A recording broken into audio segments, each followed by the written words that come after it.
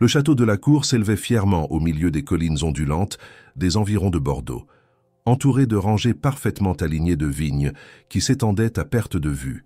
Construit en pierre blonde et flanqué de tours anciennes, il inspirait à la fois admiration et distance. À l'intérieur, pourtant, régnait un silence lourd, presque cérémonial, comme si les murs eux-mêmes portèrent le poids d'une solitude ancienne et bien trop installée. Mathieu de la Cour, héritier unique d'un empire viticole bâti par 3 générations avant lui, vivait seul entre ces murs depuis plus d'une décennie. Orphelin depuis ses 23 ans, il avait appris à diriger avec fermeté et précision, mais jamais avec chaleur. Le personnel de maison, réduit à 3 employés fidèles, ne restait que par respect pour ses parents, non pour l'homme taciturne qu'il était devenu. Mathieu n'avait ni épouse, ni enfant, ni confident. Son quotidien se déroulait avec la rigueur d'un métronome. Levé à 7 heures du matin, inspection des vignobles à 9, réunion silencieuse dans son bureau boisé à 11, déjeuner seul à 12h30, puis l'après-midi rythmé par des documents, des chiffres, des décisions, sans jamais un sourire, sans jamais un mot de trop. Ce n'était pas toujours ainsi. Il y avait eu un temps, révolu, lointain, où le château résonnait de voix, de musique, de promesses. Mais tout cela s'était éteint le jour où il avait compris que même les liens les plus sacrés pouvaient se rompre sous le poids de la trahison. Depuis, il s'était réfugié derrière les chiffres, les murs, les habitudes. Il n'y avait pas de place pour l'imprévu dans la vie de Mathieu de la Cour. Pas de place pour le désordre, encore moins pour les sentiments. Ce matin-là, pourtant, quelque chose d'inattendu se produisit. La gouvernante, Madame Lemoine, frappa discrètement à la porte de son bureau pour lui rappeler l'arrivée d'une nouvelle recrue, une assistante personnelle. L'ancienne avait pris sa retraite 6 mois plus tôt, et depuis, aucun candidat n'avait convenu. Mathieu n'avait pas pris la peine de rencontrer les postulants. Il avait chargé Madame Lemoine et son intendant de faire une sélection. Cette fois, elle insistait. « Monsieur de la Cour, je pense que vous devriez au moins la saluer. Elle commence aujourd'hui. » Il leva les yeux de son écran, légèrement agacé, puis acquiesça d'un hochement bref. Le poste en soi n'avait rien d'extraordinaire. Gestion d'agenda, correspondance, préparation de dossiers, coordination discrète avec les domaines partenaires. Mais dans cet univers réglé au millimètre, l'entrée d'un élément inconnu représentait un léger frémissement dans la surface lisse de ses journées. Il n'y prêta pas plus attention. Assis dans le fauteuil en cuir fauve de son bureau, Mathieu feuilletait distraitement un rapport lorsque la porte s'ouvrit doucement. Madame Lemoine entra d'abord, suivie d'une silhouette mince et droite. « Monsieur de la Cour, voici Mademoiselle Camille Fournier. » Elle s'avança d'un pas mesuré, les mains jointes devant elle, le regard franc malgré une certaine timidité perceptible. Mathieu leva à peine les yeux. Il n'attendait rien. Pas d'enthousiasme, pas de maladresse, juste une formalité à remplir. Pourtant, lorsqu'il croisa enfin ses yeux, quelque chose le frappa. Il ne sut dire quoi. Ce n'était pas une beauté flamboyante, plutôt une présence discrète, mais ancrée, comme une lumière douce dans une pièce froide. Il la fixa un peu plus longtemps qu'il ne l'aurait voulu, puis baissa à nouveau les yeux. « Bienvenue, Mademoiselle Fournier. Madame Lemoine vous expliquera tout. » Et ce fut tout. Aucune poignée de main. Aucun sourire, aucune question. Camille acquiesça, polie, sans se troubler. Elle suivit Madame Lemoine hors de la pièce, sans un mot de plus. Mathieu resta seul, comme toujours. Mais un léger trouble persistait, à peine perceptible, comme une note dissonante dans une partition trop parfaite. Il ne savait pas encore que ce frisson minuscule serait le premier craquement dans l'armure qu'il s'était forgée. Une armure épaisse, impénétrable, mais pas invincible. La journée reprit son cours. Camille s'installa dans le petit bureau annexe, feuilleta les premiers dossiers, prit connaissance de l'organisation rigide de la maison. Elle ne dit presque rien, mais observa tout. Ses gestes étaient précis, discrets. Pas de parfum fort, pas de talons bruyants, pas de sourire forcé. Juste une présence attentive, presque invisible. Exactement le type de personne que Mathieu aurait choisi, s'il avait daigné choisir lui-même. Le soir venu, il la croisa brièvement dans le couloir en allant vers la bibliothèque. Elle s'écarta légèrement pour lui laisser le passage. Encore une fois, leurs regards se croisèrent, fugaces. Rien de plus qu'un instant suspendu. Mais il y avait dans les yeux de Camille une chose que Mathieu ne parvenait pas à nommer. Une chose ancienne peut-être, une tristesse tranquille ou une force silencieuse. Il referma la porte derrière lui, s'adossa un instant au bois massif. Puis, sans trop savoir pourquoi, il sourit. Un sourire bref, imperceptible, comme un murmure dans le silence. Il n'était pas prêt à l'admettre, mais quelque chose venait de changer. Ce n'était encore qu'un souffle, mais un souffle, parfois, suffit à ébranler un monde entier. Le train régional ralentit en approchant de la gare de Libourne, où le vent d'automne portait l'odeur humide des feuilles mortes et du raisin pressé. Camille Fournier, 28 ans, fixait par la vitre le paysage brumeux qui glissait lentement, comme si le monde entier retenait son souffle. Elle tenait sur ses genoux un sac en cuir usé, héritage d'un père qu'elle n'avait plus revu depuis ses 17 ans. À l'intérieur, une chemise avec son CV imprimé et une lettre d'acceptation formelle. Le poste avait été proposé avec une rare rapidité et malgré ses hésitations, elle l'avait accepté. Elle ignorait encore tout de son futur employeur, si ce n'est qu'il vivait reclus dans un château situé aux abords de Saint-Émilion et qu'il dirigeait un domaine vinicole réputé dans toute la région. Camille n'avait pas le luxe de refuser un emploi. Depuis que sa mère était tombée malade, puis emportée par une longue lutte contre un cancer, c'était à elle que revenait la charge de tout. Le loyer, les factures, la petite sœur encore au lycée. Elle avait mis de côté ses propres projets, ses études avortées en lettres modernes, ses ambitions de devenir éditrice. La vie ne lui avait pas demandé son avis. Elle avait appris à s'effacer sans se perdre, à résister sans éclat. Lorsqu'elle descendit du train, un homme en uniforme l'attendait avec un panneau portant simplement son prénom, Camille. Elle le salua poliment, glissa sa valise dans le coffre de la berline noire et s'installa à l'arrière sans poser de questions. Le trajet jusqu'au château fut silencieux. Elle observa les vignes dénudées, les pierres des maisons anciennes, les ciels immenses de la campagne bordelaise. Une étrange sensation l'envahissait entre appréhension et soulagement. Ce lieu, elle le sentait, allait lui offrir quelque chose de différent. Peut-être un simple répit, peut-être un nouveau commencement. À son arrivée, la gouvernante, Madame Lemoine, l'accueillit avec une bienveillance discrète. Femme d'une 60aine d'années au chignon impeccable, elle l'informa brièvement des règles de la maison. Discrétion, ponctualité, autonomie. Elle la guida à travers les couloirs du château jusqu'à une petite chambre réservée au personnel, sobre mais propre, avec vue sur le verger.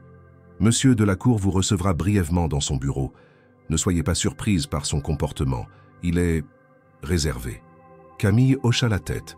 Elle ne s'attendait pas à des effusions. Elle avait connu assez d'hommes brisés pour reconnaître d'avance les contours du silence qu'ils imposaient autour d'eux. Ce qu'elle ne s'attendait pas à trouver, c'était un regard. Et ce regard, elle le croisa à peine 10 minutes plus tard.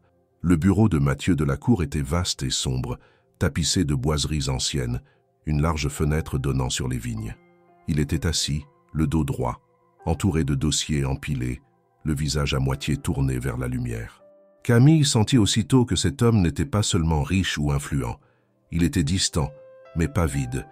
Quelque chose battait encore derrière cette façade figée. Il leva les yeux et leurs regards se croisèrent. Cela ne dura qu'un instant, mais ce fut suffisant pour troubler légèrement Mathieu. Ce regard n'avait rien d'intrusif. Il n'y avait ni admiration forcée, ni peur, ni curiosité mal placée. Simplement une présence, douce et posée. Elle n'essayait pas de plaire. Elle ne fuyait pas non plus. Il détourna les yeux, fit un léger signe de tête et prononça les seules paroles de leur première rencontre. « Bienvenue. Madame Lemoine vous expliquera le reste. » Il n'en dit pas davantage, elle non plus. Elle sortit du bureau en silence, mais avec une étrange impression d'avoir vu, l'espace d'un instant, un homme qui n'était pas tout à fait celui que les autres croyaient. Les jours suivants se déroulèrent dans une routine discrète. Camille découvrit peu à peu l'organisation rigide du château. Elle commença à trier les archives, à mettre de l'ordre dans les agendas, à répondre aux courriers restés en attente. Elle parlait peu, écoutait beaucoup. Chaque matin, elle croisait Mathieu brièvement dans les couloirs. Il la saluait d'un signe de tête, parfois d'un « bonjour » murmuré. Jamais un mot de plus. Mais elle le voyait, parfois, s'arrêter à la fenêtre, observer les vignes sans vraiment les voir. Elle le surprit un jour en train de toucher distraitement un livre dans la bibliothèque sans le lire, comme si le contact seul réveillait une mémoire qu'il préférait oublier. Un autre jour, elle entra dans son bureau alors qu'il écrivait à la main, chose rare pour un homme aussi rationnel. Il cacha la feuille aussitôt, mais Camille retint ce détail. Elle ne posait pas de questions. Elle avait appris à ne pas forcer les silences. Et peut-être était-ce cela qui désarmait Mathieu sans qu'il le comprenne encore. Son absence de prétention, son respect du rythme lent et figé de cette maison. Camille n'était pas venue pour bouleverser quoi que ce soit.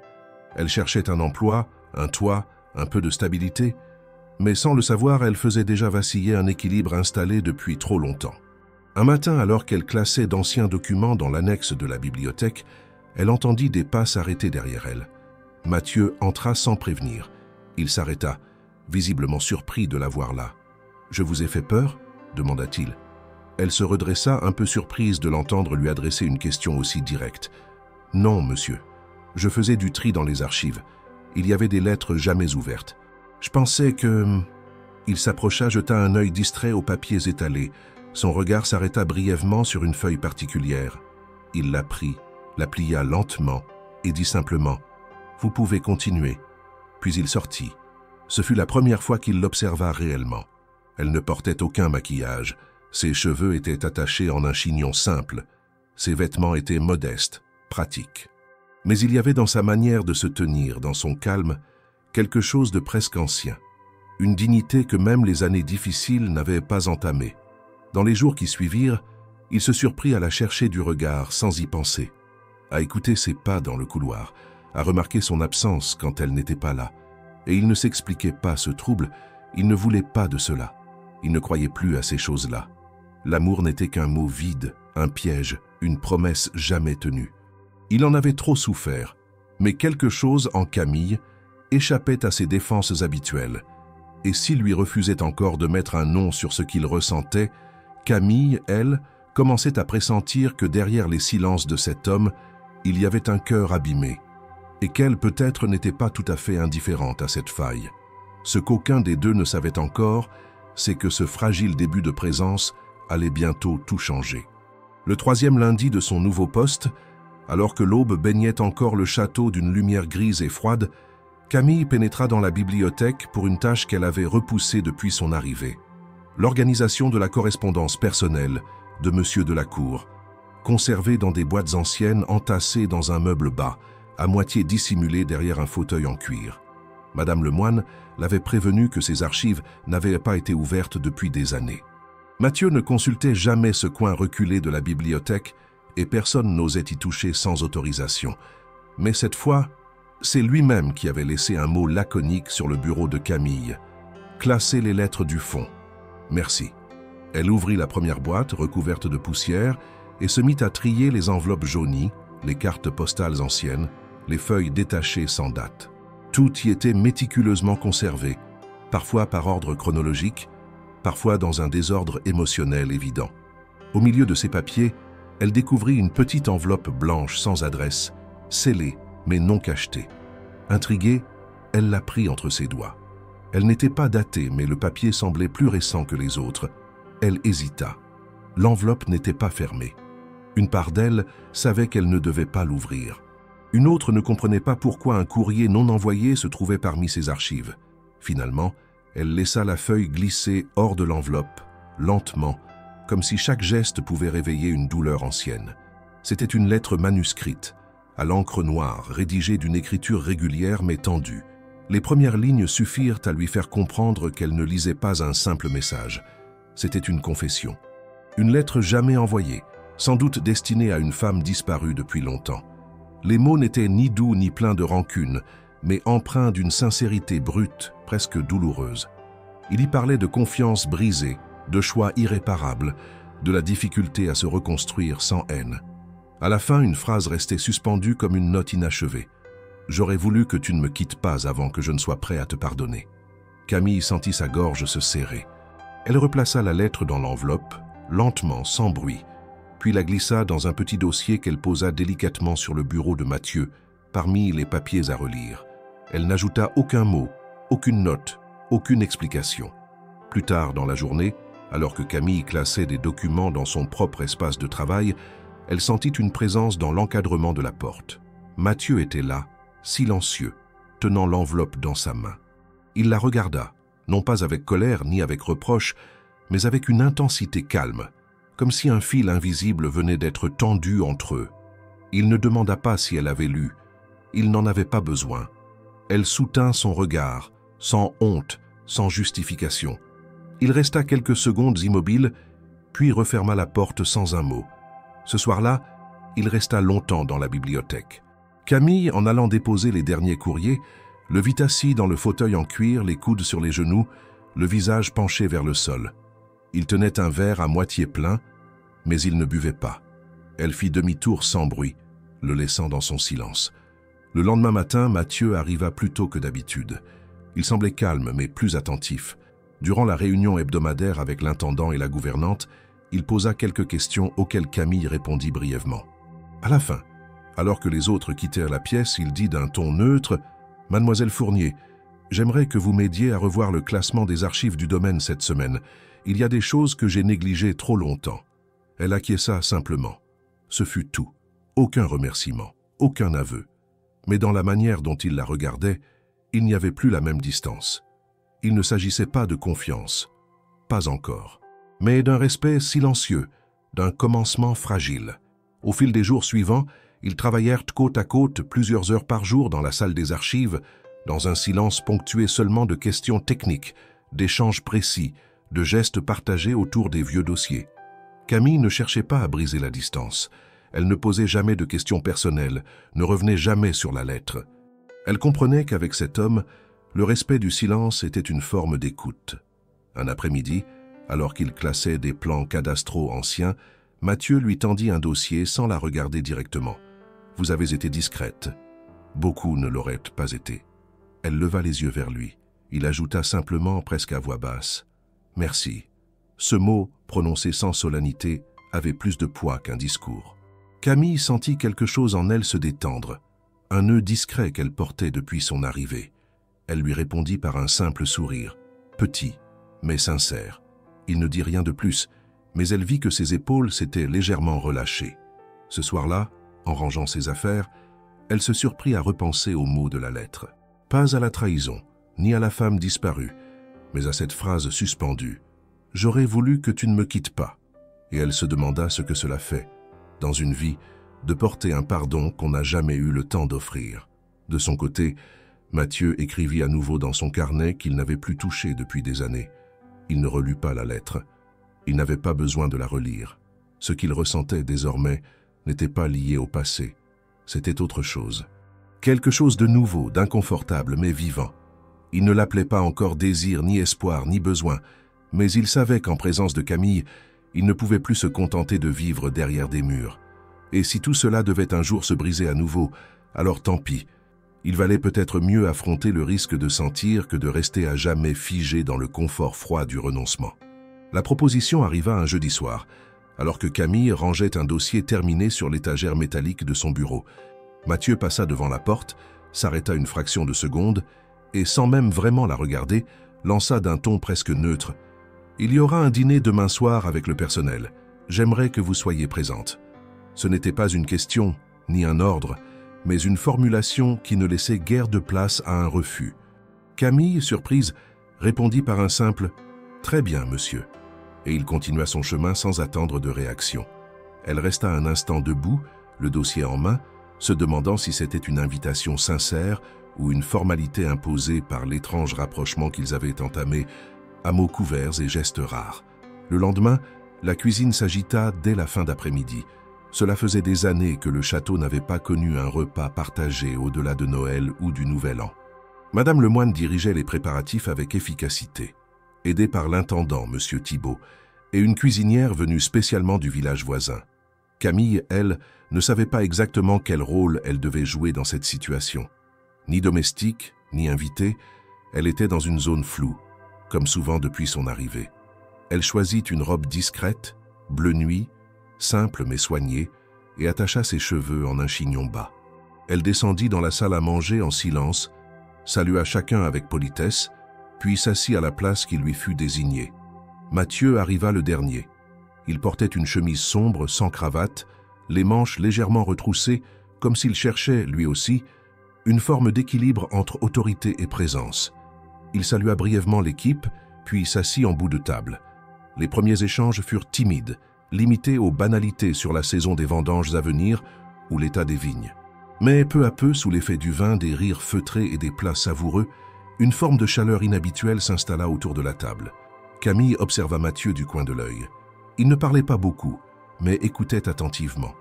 Elle remarqua que son regard s'attardait parfois sur les échanges entre les autres membres du personnel, comme s'il redécouvrait une langue oubliée, celle des conversations simples, de la complicité sans enjeu, de l'humanité non filtrée. Il ne souriait pas, mais ses traits s'étaient détendus. Lorsqu'elle croisa son regard pour la première fois de la soirée, il ne détourna pas les yeux, il ne sourit pas non plus. Mais quelque chose passa entre eux. Un souffle, une reconnaissance muette. Elle n'était pas ici seulement comme assistante, il le savait, et elle commençait à le comprendre aussi. Le repas continua, ponctué de souvenirs de jeunesse partagés par Madame Lemoine, de blagues discrètes lancées par Thibaut, et de silences qui, pour une fois, n'étaient pas pesants. Quand le dessert fut servi, Camille se leva pour aider à débarrasser, mais Mathieu l'arrêta d'un simple geste de la main. « Ce soir, vous êtes invité. Restez. » Elle obéit, troublée par ce ton doux, presque intime, qu'elle ne lui connaissait pas. Elle se rassit, les mains jointes sur ses genoux, et regarda les autres continuer à échanger. Le dîner dura encore une bonne heure. Puis, peu à peu, chacun prit congé. Madame Lemoine éteignit les bougies une à une, et Thibaut proposa à Camille de la raccompagner, ce qu'elle refusa poliment. Elle sentait que quelque chose n'était pas terminé. Elle resta seule un instant dans la grande salle à manger, observant la nappe froissée, les verres à moitié pleins, les assiettes désertées. Le silence retomba, mais un silence différent, chargé d'un écho inhabituel. Mathieu réapparut. Il s'avança, ramassa un verre oublié, le posa sur le plateau. Il ne parlait toujours pas, mais sa présence, cette fois, n'était pas distante. Il se tenait près d'elle, sans chercher à imposer ou à fuir. Elle se leva doucement, fit un pas vers la porte. Il la regarda. Elle s'arrêta. Ce genre de dîner, ça ne m'est pas naturel. Sa voix était grave, posée, mais presque hésitante. Camille tourna légèrement la tête, cherchant son regard. Il poursuivit. « J'ai passé trop de temps à ne pas voir les gens, ou à ne pas vouloir les voir. Ce soir, j'ai essayé. » Elle aurait pu répondre quelque chose de banal. Un encouragement, un remerciement, une banalité rassurante. Mais elle choisit le silence, et dans ce silence, elle resta. Elle ne s'éloigna pas. Elle ne combla pas le vide avec des mots inutiles. Alors, sans un mot de plus, Mathieu s'éloigna. Elle l'entendit monter les marches vers l'étage.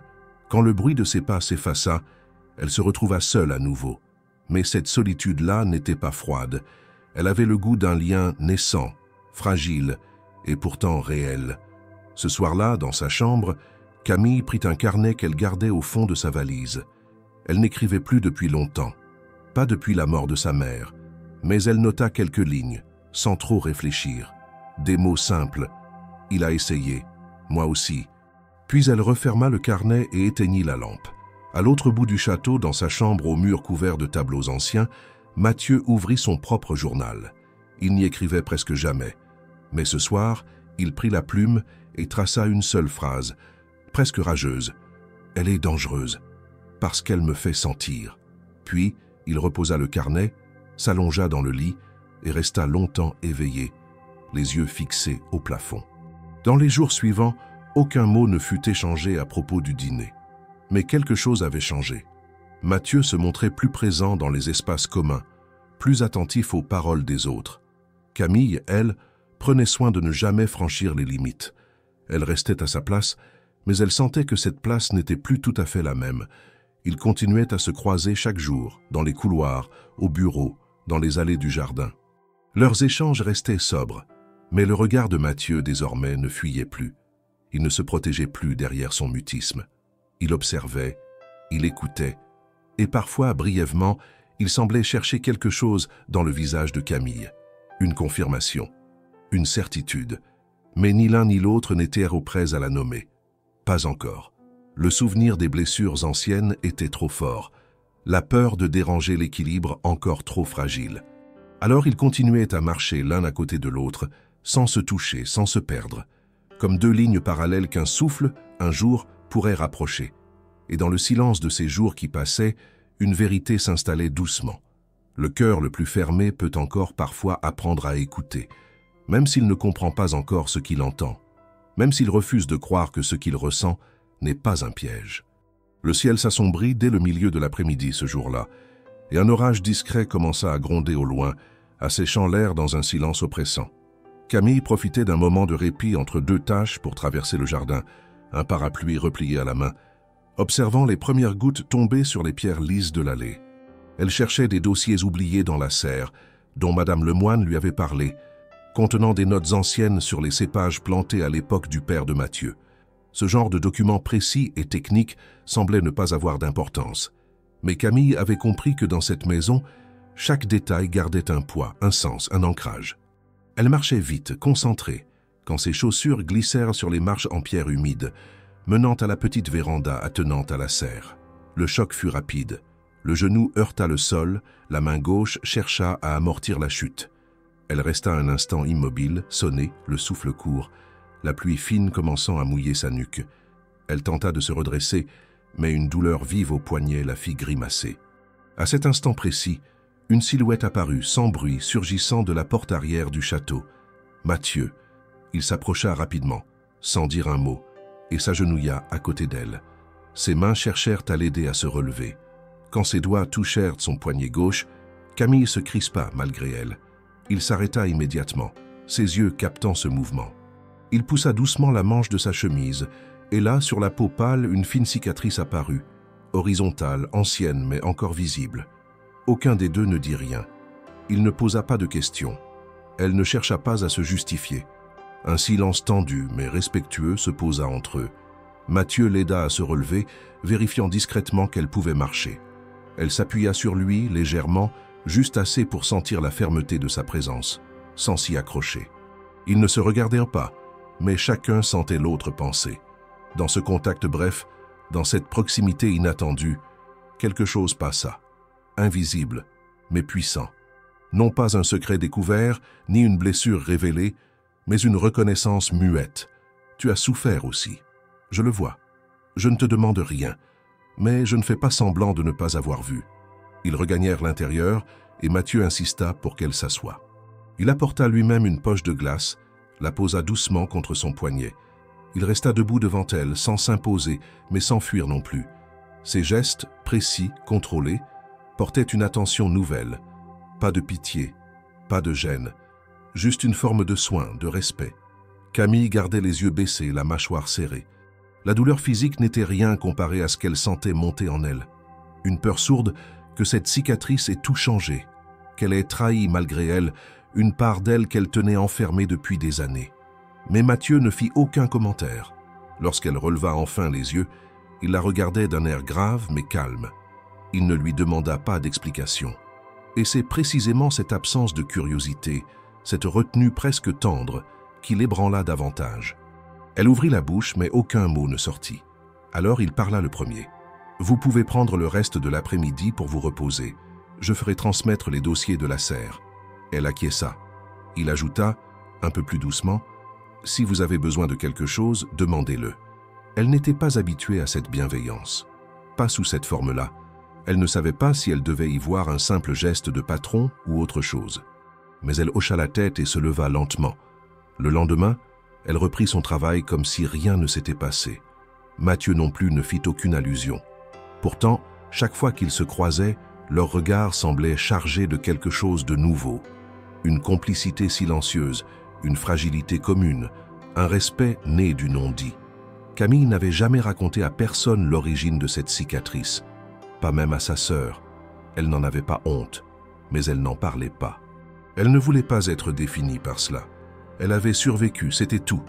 Mais Mathieu, sans poser de questions, avait vu. Et surtout, il n'avait pas détourné les yeux. Cela valait plus que toutes les paroles. Au fil des jours, leur routine reprit, mais différemment. Quand il entrait dans son bureau, il frappait légèrement, même si la porte était ouverte. Quand elle lui transmettait un dossier, il prenait le temps de lire en sa présence, lui lançant parfois une remarque, un commentaire, une question qui n'avait rien à voir avec le travail. Un jour, il lui demanda ce qu'elle lisait. Elle répondit, étonnée par son intérêt. Il n'enchaîna pas, mais le lendemain, elle trouva dans son espace un livre de l'auteur qu'elle avait mentionné. Ce genre de geste discret, presque invisible, mais lourd de sens, devint leur manière de communiquer.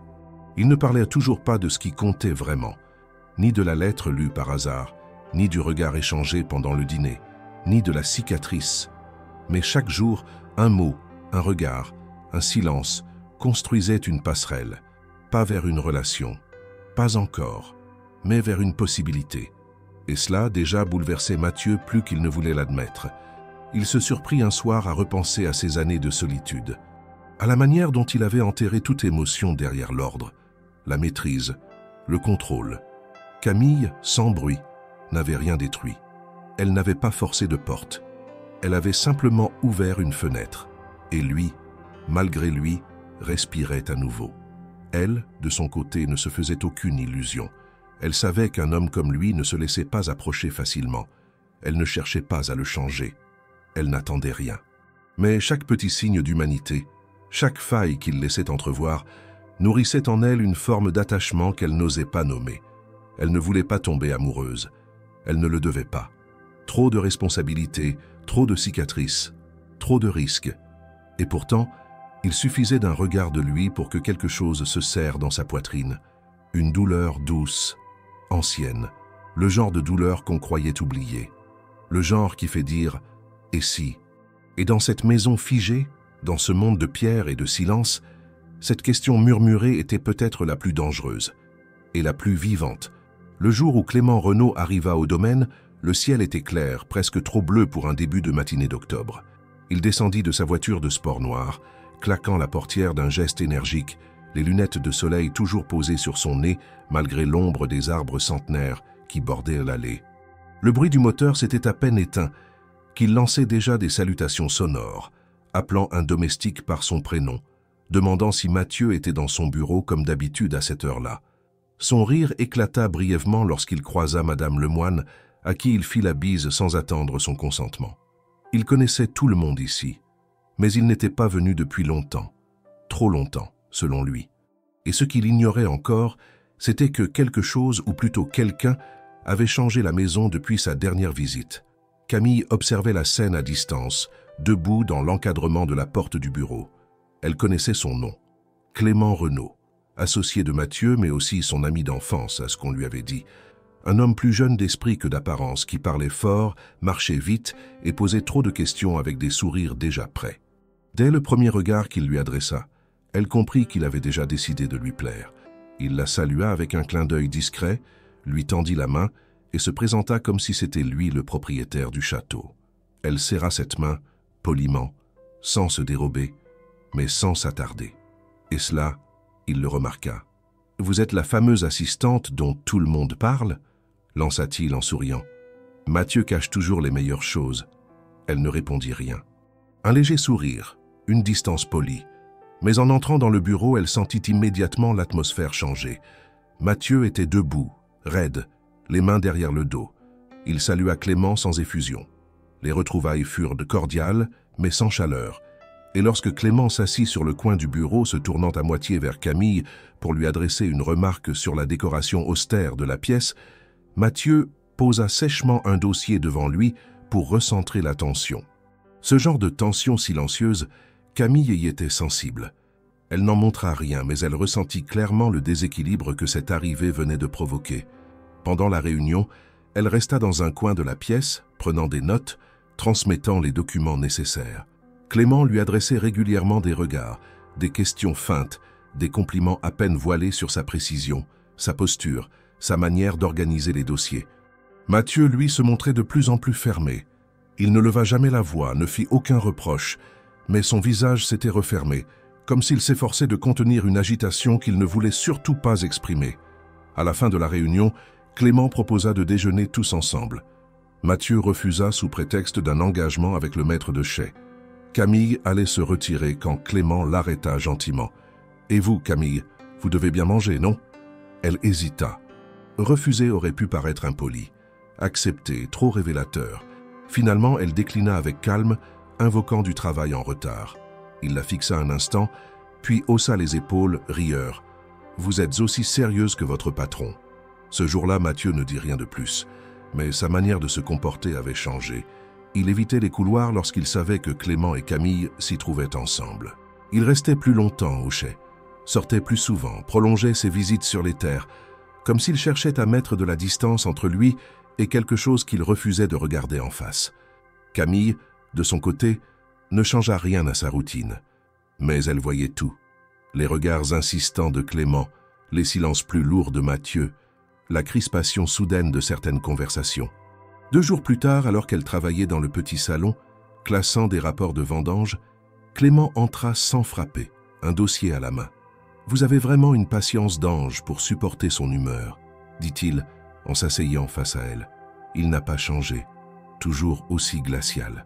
Camille ne répondit pas. Il poursuivit plus bas. « Vous savez, il a un talent fou pour garder les gens à distance. Même moi, parfois, je ne sais plus comment lui parler. » Elle leva les yeux, le regard neutre. Peut-être qu'il n'attend plus qu'on lui parle. Clément la fixa un instant. Il comprit que cette phrase n'était pas anodine, que Camille n'était pas une simple secrétaire qui tapait des lettres et rangeait des papiers. Il y avait entre elle et Mathieu une tension particulière, quelque chose d'implicite mais indéniable. Il sourit, cette fois sans amusement. Intéressant. Et il sortit, sans un mot de plus. Le soir même, lors du dîner, Clément proposa un toast. Il remercia le domaine pour son accueil, félicita Mathieu pour la qualité de sa dernière cuvée, puis, en tournant les yeux vers Camille, glissa « Et merci à Camille, qui rend cette maison plus lumineuse qu'elle ne l'a été depuis longtemps. » Un silence suivit. Mathieu baissa les yeux vers son verre, immobile. Camille se contenta d'un hochement de tête, impassible, mais intérieurement, elle sentait la température changer autour d'elle. La nuit venue, Mathieu resta seul dans la bibliothèque, le regard perdu entre 2 rayonnages. Il tenait dans sa main un verre qu'il n'avait pas touché. Il pensait à Clément, à ses mots, à la manière dont Camille avait regardé ailleurs. Il n'avait pas le droit d'être jaloux. Il n'avait jamais formulé aucun sentiment. Il n'avait rien promis, rien demandé. Mais il sentit la morsure sourde d'un manque qu'il ne pouvait plus nier. Dans son journal, il écrivit cette nuit-là « Il est libre de parler. Elle est libre d'écouter. Mais moi, qu'ai-je fait pour qu'elle reste ?» Une question qu'il n'avait jamais eu à se poser, jusqu'à maintenant, parce qu'il sentait que quelque chose pouvait lui échapper, et que cette fois, il n'avait plus envie de laisser partir ce qui avait lentement pris racine dans son silence. Le lundi suivant, Camille n'était pas là à son poste. Son bureau était fermé, la lampe restait éteinte, les dossiers de la veille encore empilés sur le coin de la table. Mathieu remarqua son absence dès qu'il franchit le couloir. Il ne fit aucun commentaire devant le personnel, se contentant d'un regard bref vers la porte close, comme s'il tentait d'évaluer la raison d'un silence inhabituel. Mais au fond de lui, un frisson d'inquiétude traversa cette certitude que tout était toujours sous contrôle. Madame Lemoine, interrogée à mi-voix, se contenta de dire « Elle a demandé un jour de repos. Elle reviendra demain, je suppose. » Puis elle reprit sa tâche sans insister. Mais le lendemain matin, la chaise restait vide. Toujours pas de nouvelles. Aucun appel. Aucun message. Mathieu, sans savoir pourquoi, sentit un poids dans la poitrine qu'il n'avait pas connu depuis longtemps. Ce n'était pas de l'agacement. Ce n'était pas non plus une contrariété professionnelle. C'était autre chose. Une absence qui prenait trop de place. Une perturbation qu'il ne savait pas nommer. Il tenta de se plonger dans ses dossiers, mais rien n'y faisait. Il relisait les mêmes chiffres, les mêmes notes, sans rien assimiler. Le moindre bruit dans le couloir lui faisait lever les yeux tendus, puis retomber dans un silence plus lourd encore. Clément, toujours au domaine, remarqua rapidement cette tension. En fin d'après-midi, alors que les vendanges se préparaient, il lança à Mathieu d'un ton faussement léger « Elle a disparu ? Ou tu l'as fait fuir ?» Mathieu ne répondit pas. Il se contenta d'un regard dur, puis tourna les talons. Ce n'était pas le moment pour les plaisanteries. C'est Thibaut qui discrètement apporta la réponse. En fin de journée, il glissa à Mathieu que Camille était partie voir sa sœur dans une petite commune au nord de la Dordogne. Il l'avait appris par une des aides du village, qui avait vu Camille prendre un autocar la veille. Ce détail, anodin en apparence, prit pour Mathieu une dimension inattendue. Il n'avait jamais su que Camille avait une sœur. Il n'avait jamais pensé à lui poser la question, trop occupé à maintenir la distance, à se protéger derrière des gestes professionnels et des silences calculés. Le soir venu, seul dans son bureau, il se surprit à marcher de long en large, incapable de se poser. L'absence de Camille laissait un vide concret, presque physique.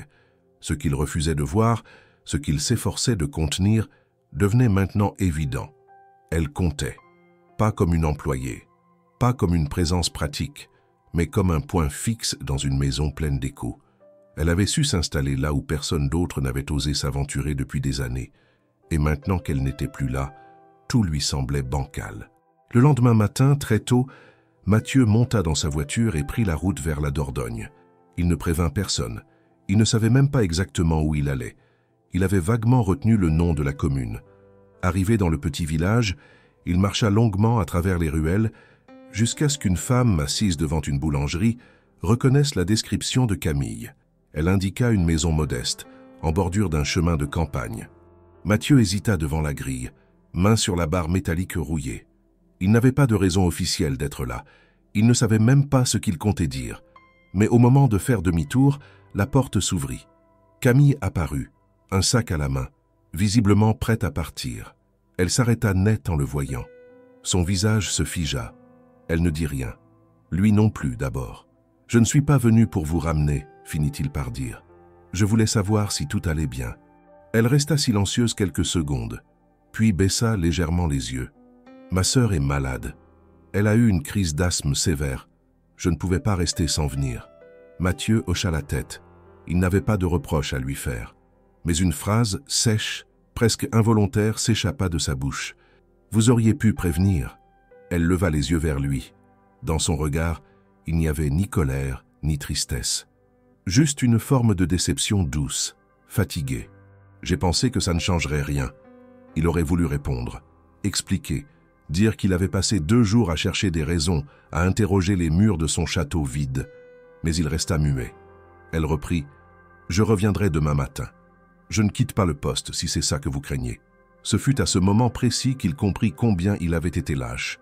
Ce n'était pas l'absence de Camille qui lui avait fait peur, mais ce qu'elle révélait de lui.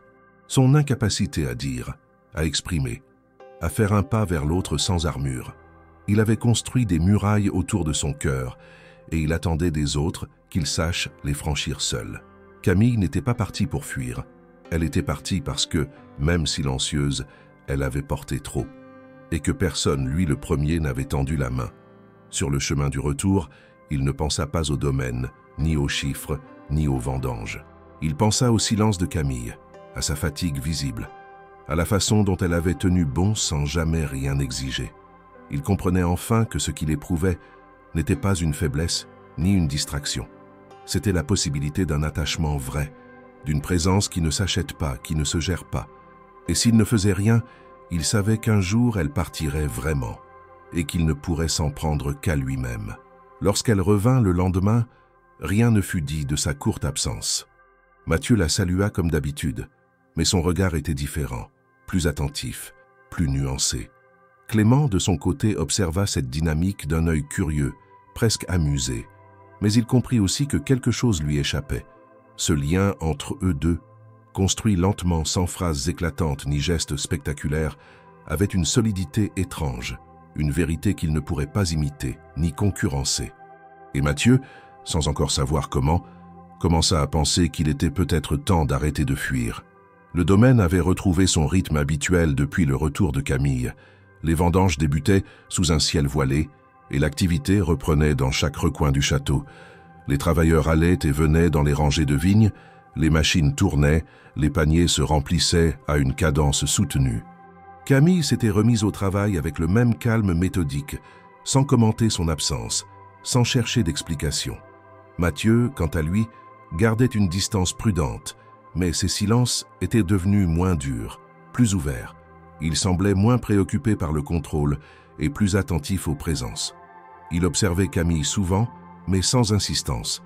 Il notait ses gestes, ses réactions, ses silences, comme s'il cherchait à déchiffrer une langue étrangère. Clément, toujours au château, se faisait plus pressant. Il profitait de chaque occasion pour s'adresser à Camille, la taquinait à demi-mot, lui posait des questions sur ses projets, sur sa vie avant Bordeaux. Il évoquait Paris avec nostalgie, parlant de ses bureaux dans le 8e arrondissement, des opportunités qu'il pouvait offrir à une femme aussi compétente qu'elle. Lorsqu'il lui proposa un poste au sein de son entreprise, il ne le fit pas devant Mathieu. Il attendit un moment opportun, à l'écart, dans un coin du jardin où elle prenait un appel. « Camille, écoutez-moi bien, je suis sérieux. Ce que vous faites ici, vous pourriez le faire à Paris. Mieux encore, vous auriez une stabilité, un vrai contrat, un vrai avenir. Ce château est un monde à part, une bulle. Vous méritez plus que d'y rester enfermé. » Elle resta silencieuse quelques instants. Il insista. « Je peux vous envoyer les détails du poste dès demain. Et je vous assure, ce n'est pas juste une offre professionnelle.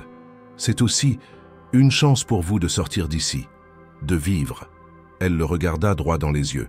« Et si ce que je cherche, ce n'est pas sortir d'ici ?» Clément recula d'un pas, pris de court. « Vous plaisantez? Ce lieu est une prison. » Elle secoua la tête. « Ce lieu m'a offert quelque chose que je n'avais plus. Le silence, l'espace, la possibilité de recommencer sans devoir tout expliquer. » Il la fixa, puis sourit d'un air moqueur. « Alors c'est à cause de lui ?» Elle ne répondit pas. Il haussa les épaules et ajouta plus bas. « Tu sais, Camille, Mathieu ne dira jamais ce qu'il ressent. Il est incapable de ça. Il préfère écrire dans ses carnets plutôt que de parler à quelqu'un. Et même moi, je ne sais plus comment le lire. Tu vas attendre encore combien de temps à vivre dans ces silences ?» Cette fois, elle se contenta de répondre. « Je ne suis pas venu ici pour attendre. » Clément comprit qu'il avait perdu. Non pas face à un rival, mais face à quelque chose qu'il ne comprenait pas. Ce lien entre Camille et Mathieu n'était pas visible. Il n'avait pas de forme concrète. Mais il était là, solide, silencieux et hors d'atteinte. Ce qu'il ne savait pas, c'est que Mathieu avait entendu la dernière partie de la conversation. Il n'était pas venu volontairement. Il était passé par là par hasard, entendant les voix, s'arrêtant au détour du chemin. Il avait entendu l'offre, la réplique, le ton, et pour la première fois il sentit le poids de sa propre lâcheté. Ce qu'il refusait de nommer, Camille le vivait. Ce qu'il taisait, elle le portait déjà. Et pourtant, elle restait. Ce soir-là, Clément vint le trouver dans la bibliothèque. « Tu as entendu, je suppose ?» Mathieu ne répondit pas. Il fixait un livre sans vraiment le lire. « Tu vas la laisser partir comme tu as laissé partir toutes les autres ?» Il ferma le livre, posa les mains sur la table. « Ce n'est pas tes affaires. » Clément sourit tristement. « C'est justement ça, le problème. Tout devient jamais tes affaires. Tu veux tout garder en ordre, tout contrôler. Mais les gens ne se contrôlent pas.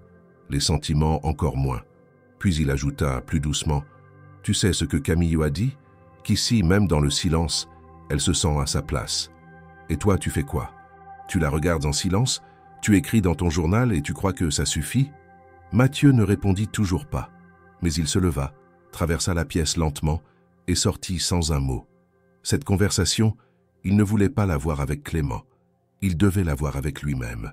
2 jours plus tard, en classant des livres dans une vieille malle du grenier, Camille tomba sur une boîte métallique rangée sous un plaid. Par réflexe, elle l'ouvrit. Elle reconnut immédiatement l'écriture sur le cahier à l'intérieur. Le nom Mathieu de la Cour était écrit sur la première page, suivi d'une date 2012. Elle referma aussitôt, mais la boîte lui échappa des mains, s'ouvrant en tombant, laissant glisser plusieurs feuilles. L'une d'elles resta visible. Elle hésita, puis la lut. Il y était question d'un frère, d'une femme aimée, d'un projet de mariage détruit par une trahison. Les mots étaient crus, douloureux, mais clairs. Mathieu avait été brisé par 2 personnes en qui il avait cru, et depuis, il n'avait plus jamais laissé personne entrer. Elle remit tout en place, sans rien dire à personne. Mais ce soir-là, avant de quitter son bureau, elle déposa une enveloppe sur la table de Mathieu. À l'intérieur, une seule phrase écrite d'une main tremblante. « Vous êtes encore capable d'aimer. » Quand il lut ces mots, quelque chose céda en lui. Pas une douleur, pas un regret, mais une vérité impossible à ignorer. Camille avait vu ce qu'il voulait cacher, et au lieu de fuir, elle avait choisi de rester. Les jours qui suivirent la découverte du carnet de Mathieu furent empreints d'une tension calme, presque invisible à l'œil nu, mais perceptible dans chaque geste, chaque regard, chaque silence prolongé. Camille n'attendait pas de réaction. Elle n'avait rien écrit pour obtenir une réponse. Elle avait simplement voulu poser un mot là où le silence devenait trop lourd. Et Mathieu, fidèle à lui-même, ne réagit pas immédiatement. Il lut la phrase plusieurs fois, la relut, la garda dans son portefeuille sans la plier. Mais il ne vint pas la voir. Il ne lui dit rien. Il s'enferma dans un mutisme presque défensif, oscillant entre trouble et recul. Il ne savait pas comment accueillir cette intrusion délicate dans une partie de lui qu'il pensait à jamais fermer. Camille, elle, continua son travail avec le même soin. Elle ne modifia pas son comportement, ne chercha pas à croiser son regard plus qu'à l'accoutumer. Pourtant, au fond d'elle, elle savait que quelque chose avait basculé. L'avoir lu, ce n'était pas une erreur. C'était une rencontre, non pas entre elle et lui, mais entre elle et ses ruines. Et dans ces ruines, elle avait reconnu des morceaux d'elle-même. L'abandon, le poids des trahisons, le choix du silence comme unique forme de survie. Ce qui les liait désormais n'était pas un élan passionnel, ni une attirance facile.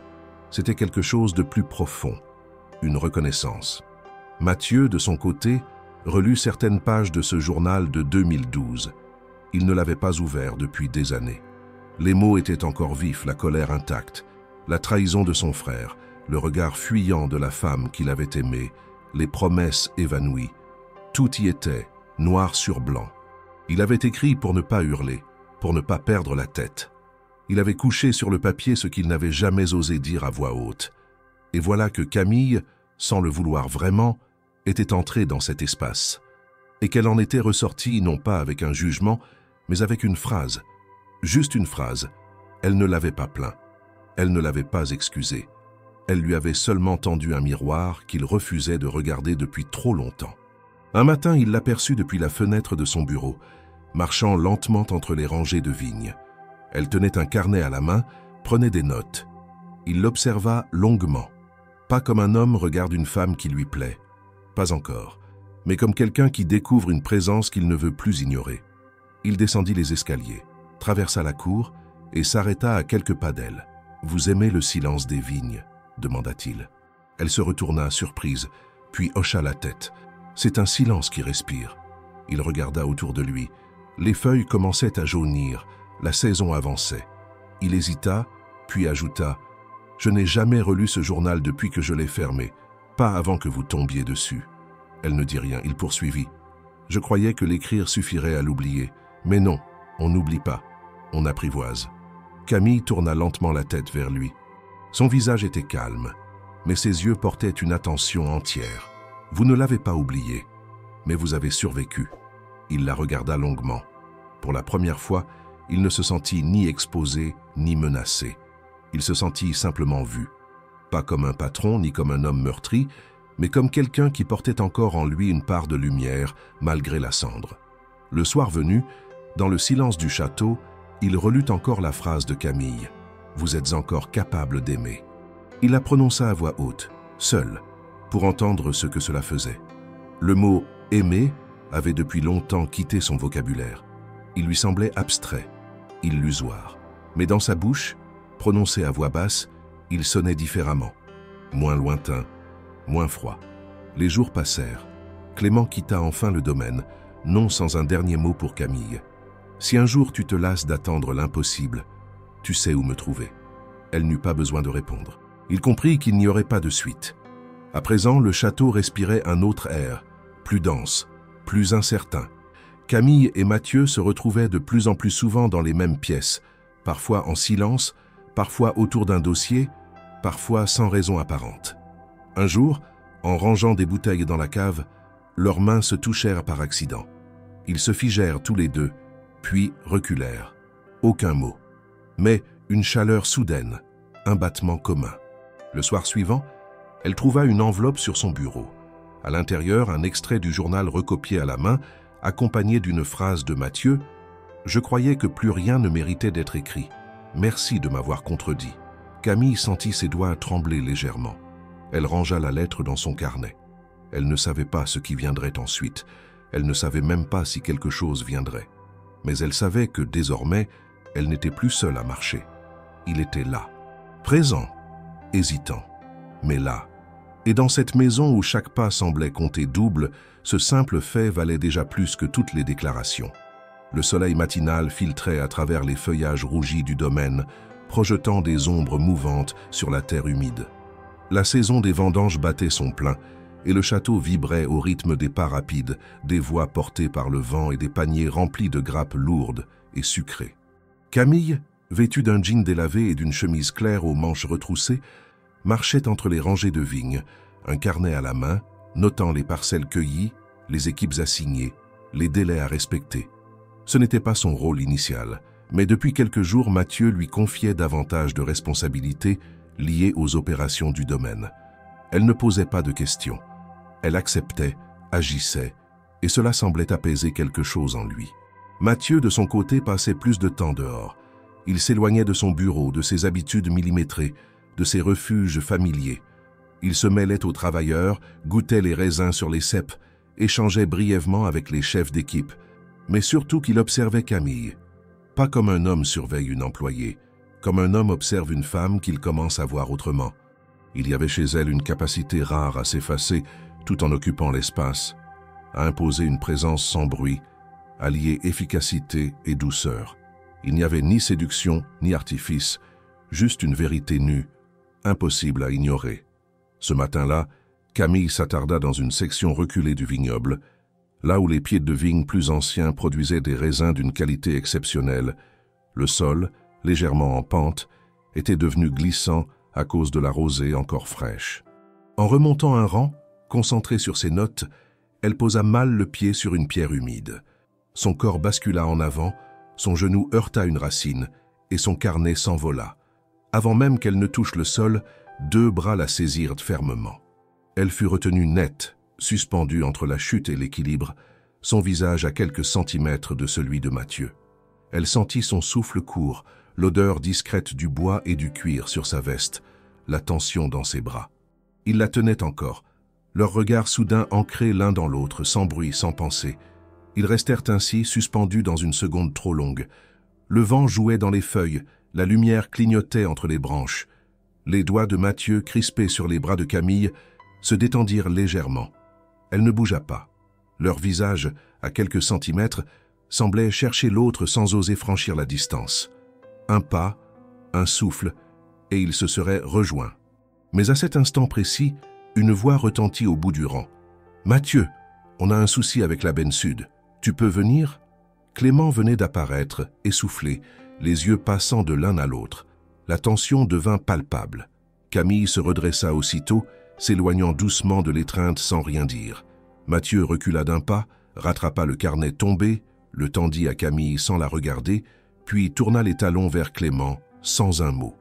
Elle resta seule un moment, les mains tremblantes, le cœur battant trop fort pour une chute évitée. Ce n'était pas le geste qui l'avait troublée. C'était ce qui avait manqué de se produire, ce qui avait été interrompu, non pas par maladresse ni par peur, mais par le monde réel. Le monde qui rappelle que rien n'est jamais simple, que les moments suspendus n'attendent pas.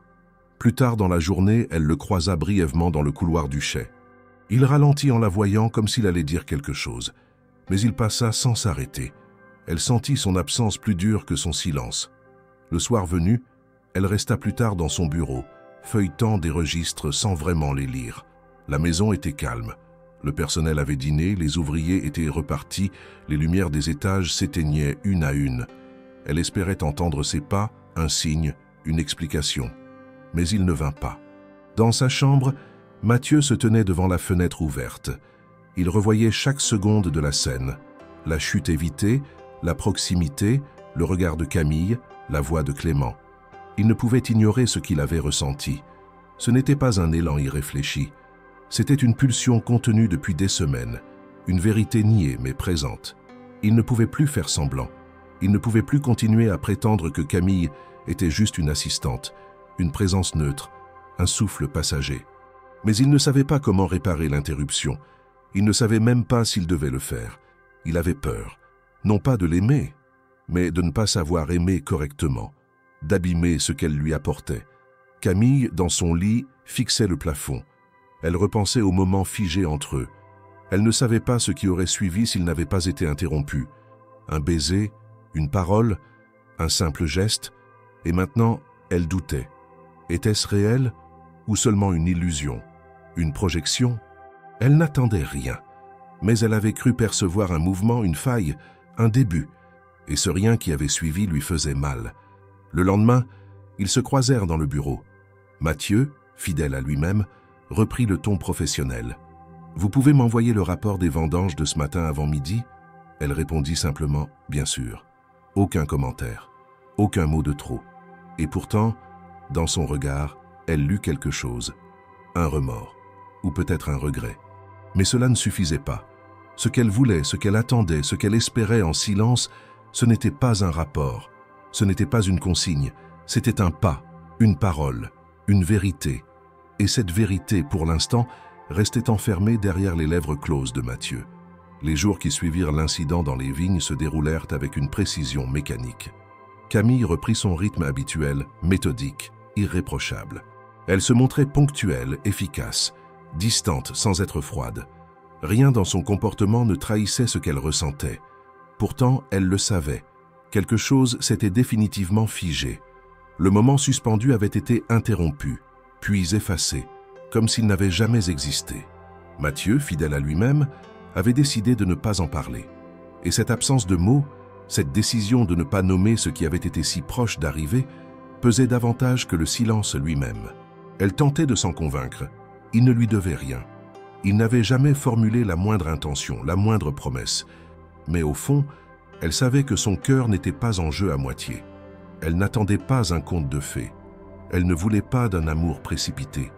Elle voulait seulement être reconnue dans ce qu'elle avait offert, sa présence, sa patience, sa vérité. Et cette reconnaissance, elle ne la voyait nulle part.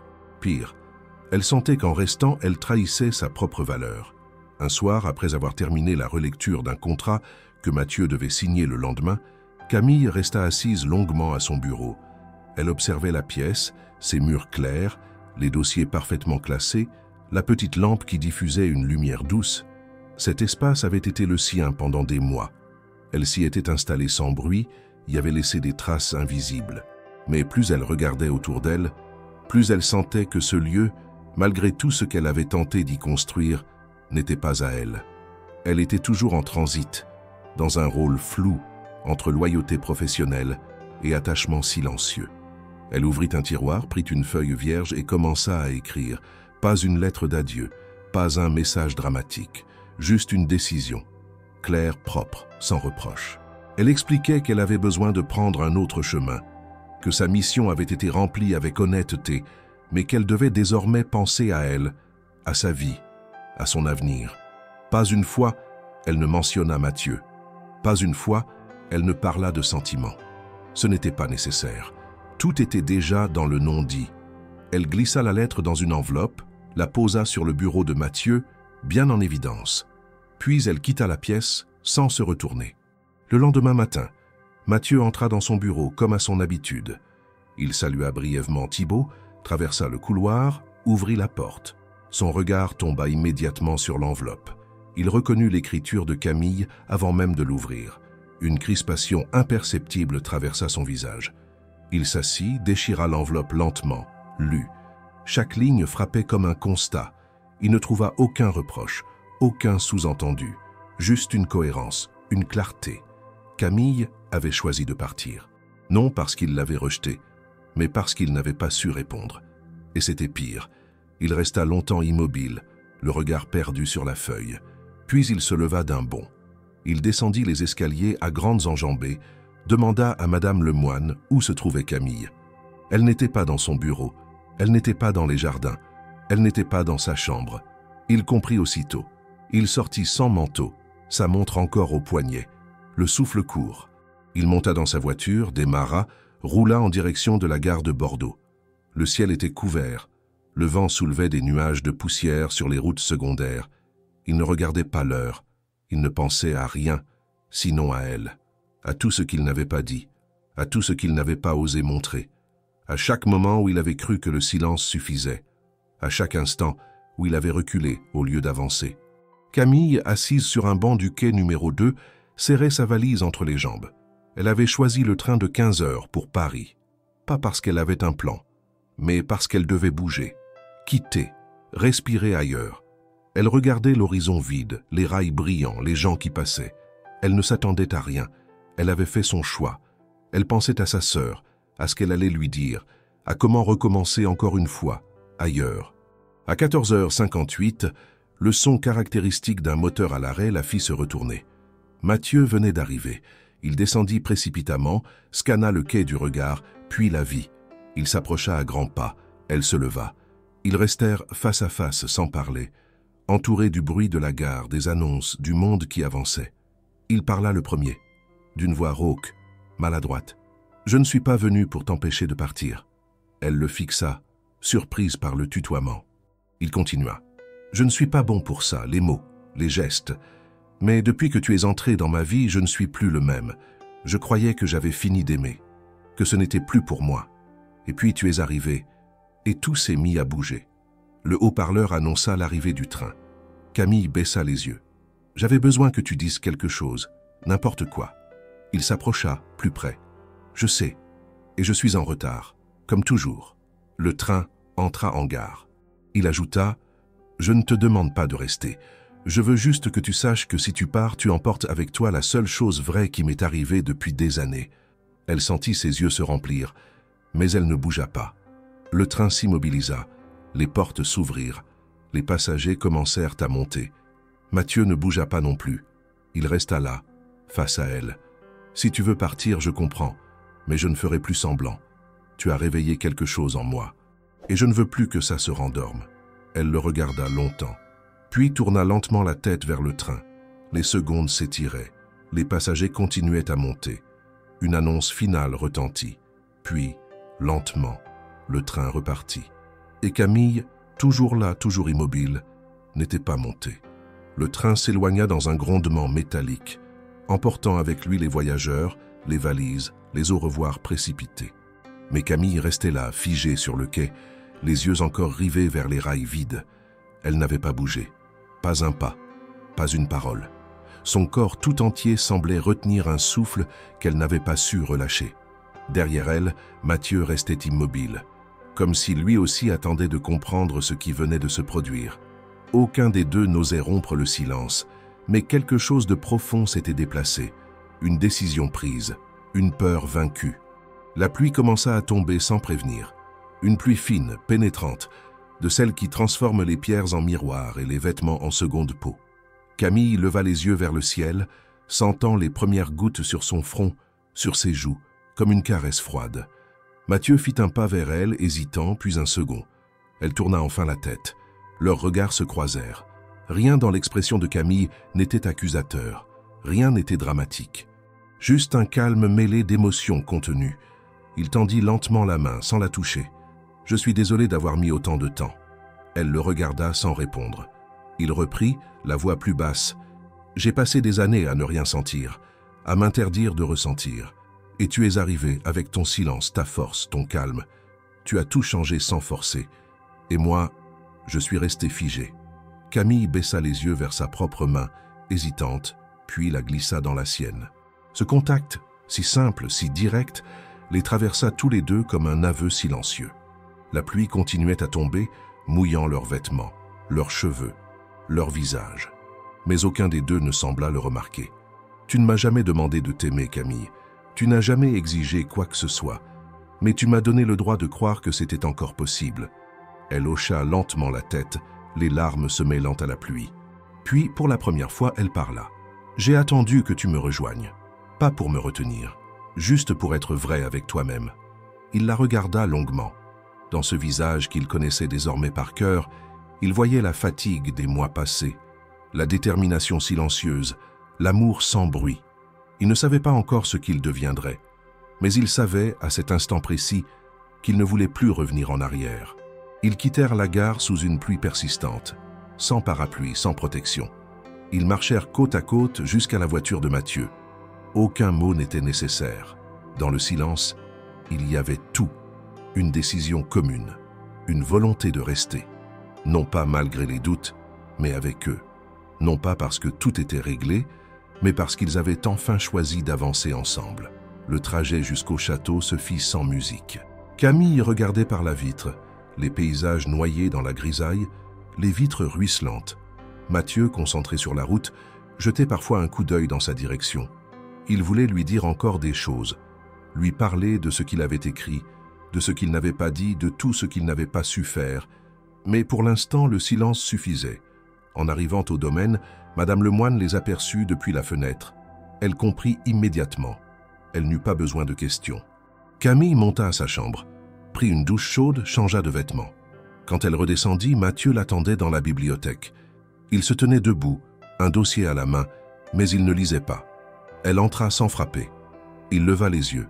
Elle s'approcha. « J'aimerais rester, mais pas comme avant. » Il hocha lentement la tête. « Tu ne seras plus une employée. Tu ne l'as jamais été, en vérité. » Elle s'assit dans le fauteuil face à lui. « Et toi ?»